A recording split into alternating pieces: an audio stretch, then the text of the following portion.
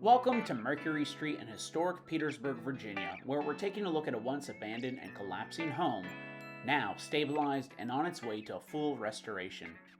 When I first purchased this home for $5,000, it was in a state of disrepair and on the brink of collapsing, but with hard work and determination, I was able to stabilize the structure and lay the foundation for a complete restoration.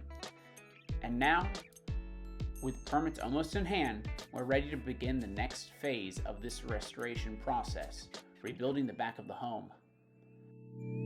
However, there was a concern from the city about a group of trees growing on the foundation that may destabilize the structure. But, with the proper planning and care, we made sure that those trees were removed to make sure that the restoration is safe and secure for years to come. Please stay tuned for updates on the restoration of this historic home here in Petersburg, Virginia.